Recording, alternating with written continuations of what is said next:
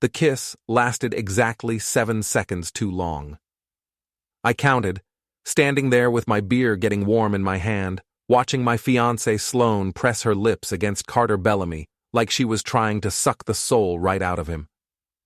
The engagement party chatter died around us, replaced by the kind of silence that makes your ears ring.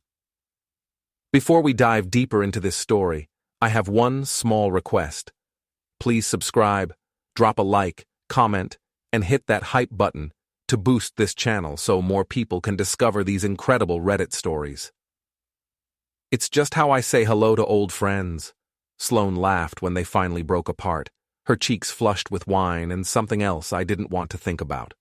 Old friends. Right. Carter owned half the yacht club and thought his trust fund made him God's gift to coastal Maine. I'd been fixing boat engines since I was 16, working my way up from nothing while guys like him had everything handed to them on silver platters.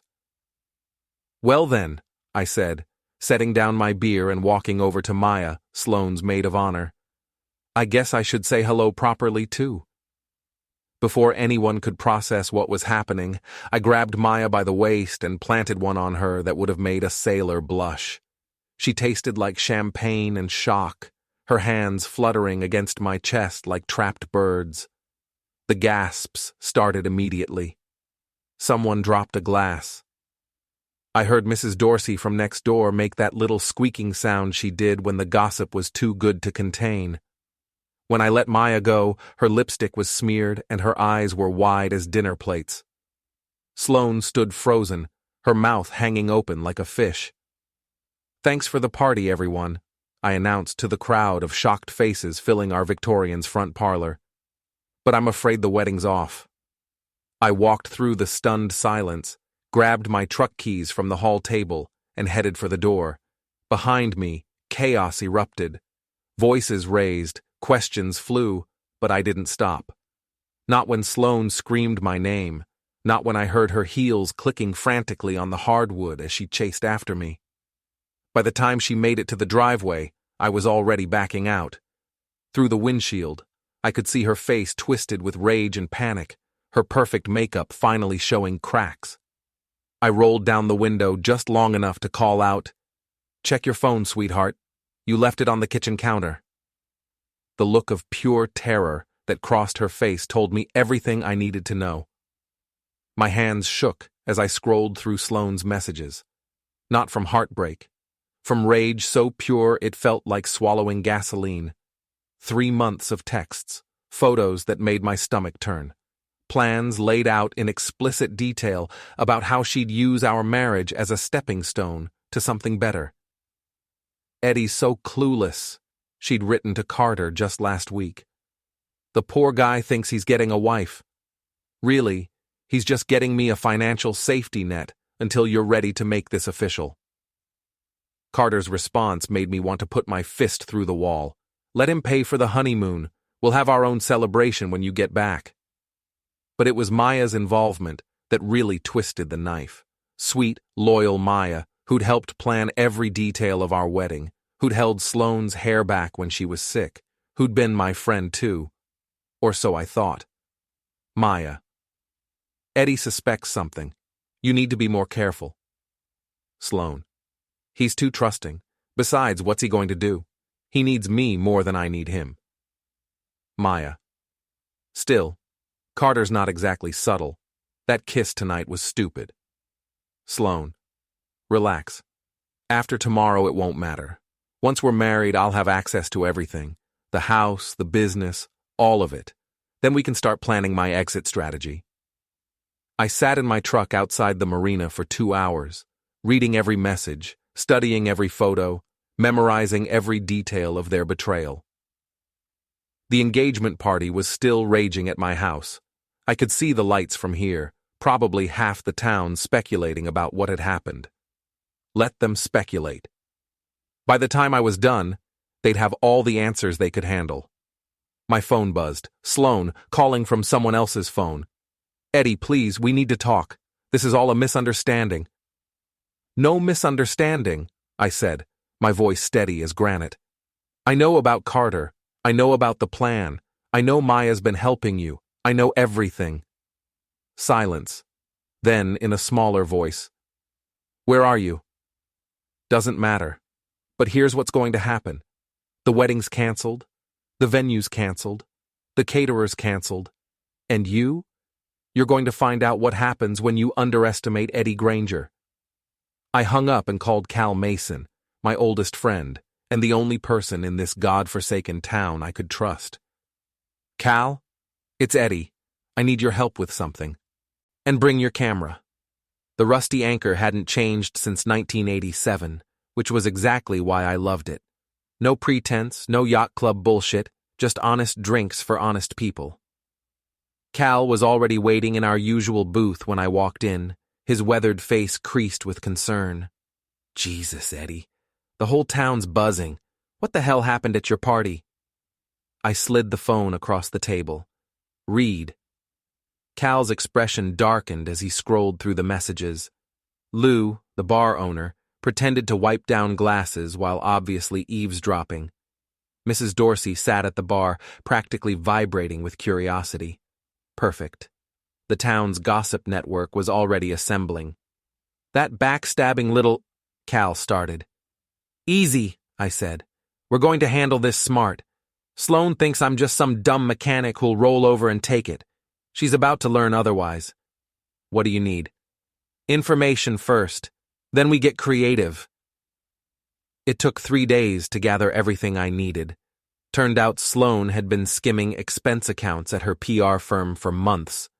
Carter was running an illegal gambling operation out of his yacht club's back room. And Maya, sweet Maya, was drowning in credit card debt, taking kickbacks from vendors for the wedding planning business she ran on the side. "They're all dirty," Cal observed, reviewing our notes. "Question is, what are you going to do about it?" I smiled for the first time since the party. "We're going to give them exactly what they deserve, starting with Carter's pride and joy." The Sloane's dream was a 60-foot yacht that Carter treated like a floating shrine to his own ego. He'd named it after my fiancée before I'd even proposed, the arrogant bastard. It sat in the marina's premium slip, gleaming white and pristine under the dock lights. "You sure about this?" Cal whispered as we crept through the shadows. "Dead sure." I'd brought supplies from the garage.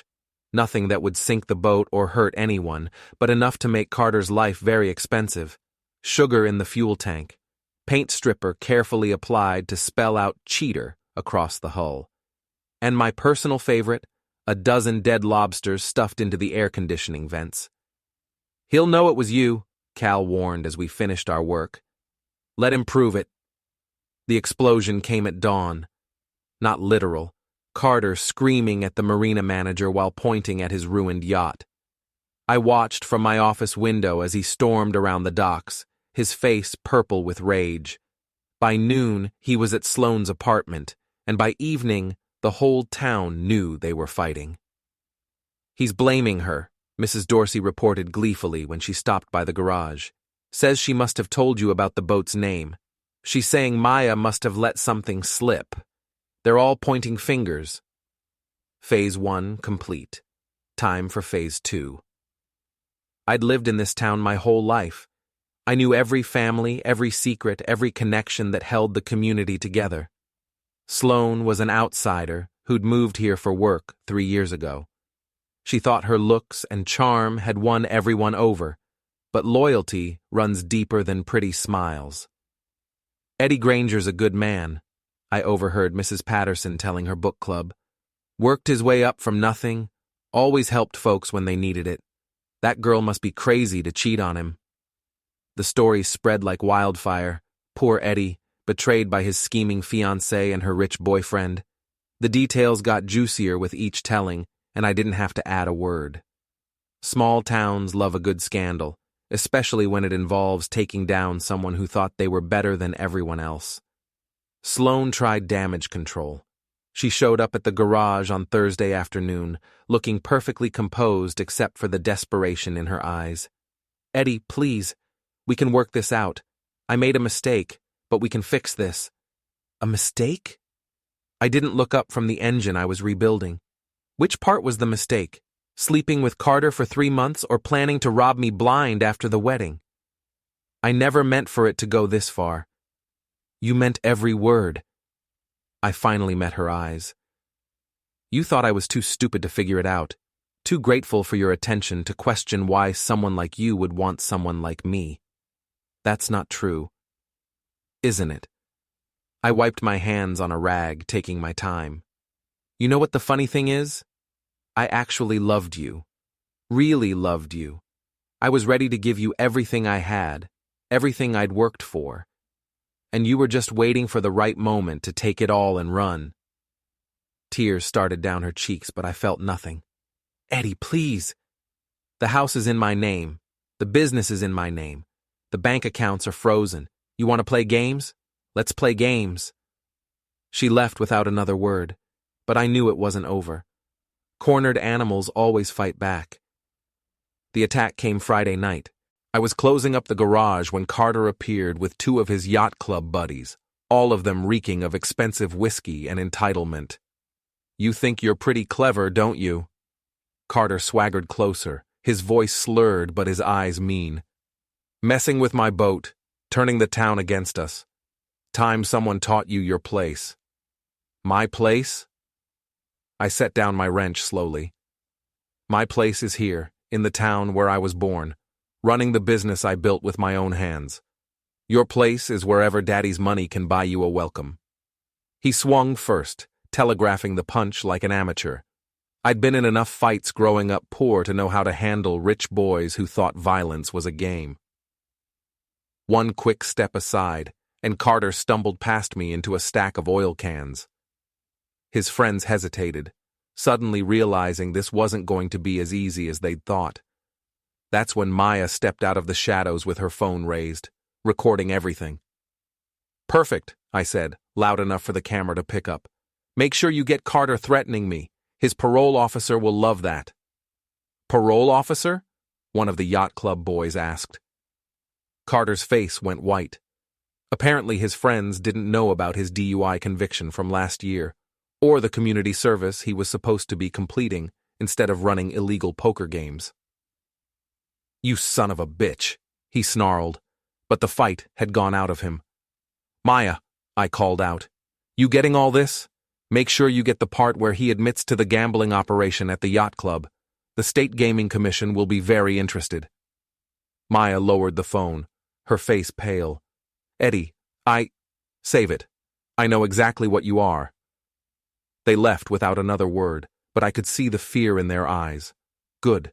Let them be afraid. Let them wonder what else I knew, what other surprises I had waiting.